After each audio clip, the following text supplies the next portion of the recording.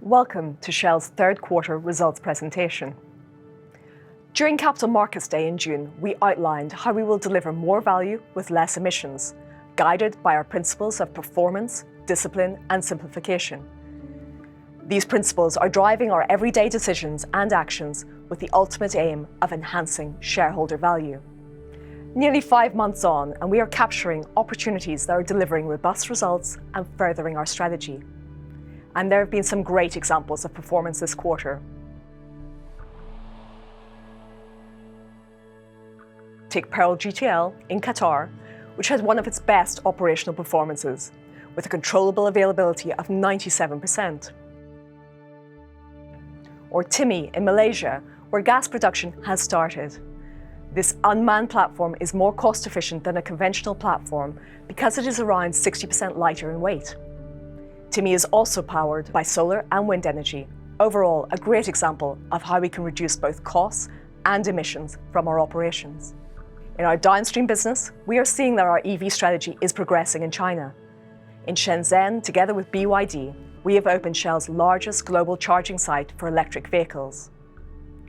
With 258 public fast charging points, it is already serving more than 3,300 EV customers a day.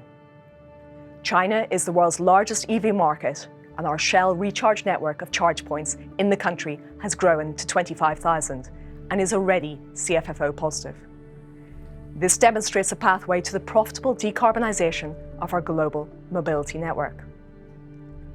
Another performance highlight comes from our joint venture Raízen in Brazil, which started producing biofuel made from sugarcane waste at its new second-generation ethanol plant, the world's largest.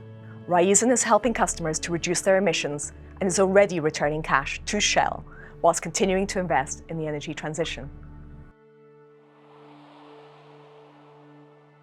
We continue to maintain discipline and have taken the decision to further lower our 2023 cash capex outlook to $23 to $25 billion.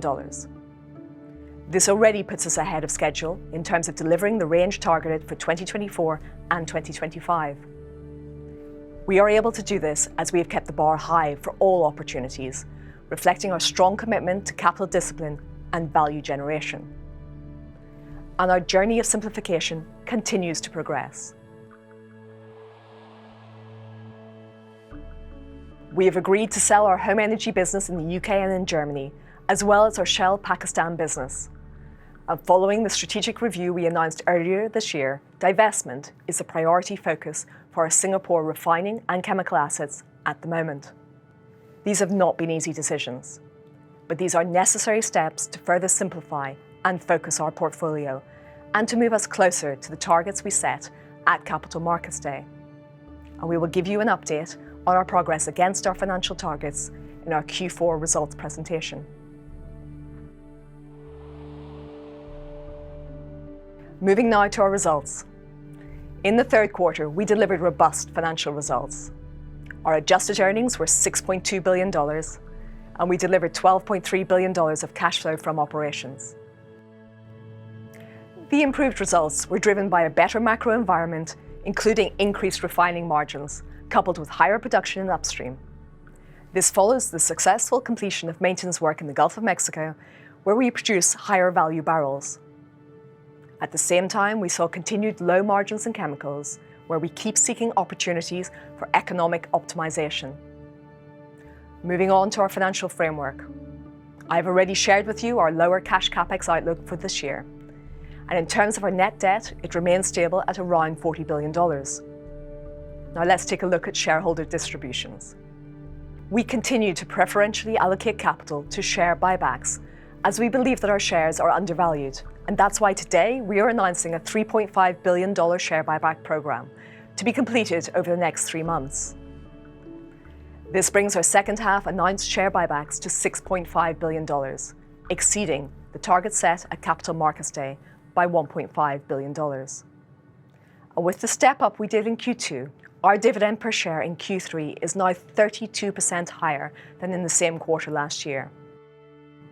In summary, this quarter we have delivered robust results whilst providing the secure energy our customers need.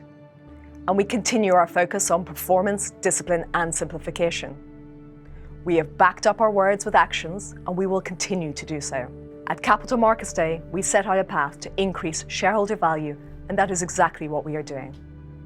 Today's announced share buyback programme elevates our total announced shareholder distributions to around $23 billion for the full year 2023. These returns mean we are delivering towards the top end of our shareholder distribution range, showcasing our strong commitment to be the investment case through the energy transition. Thank you.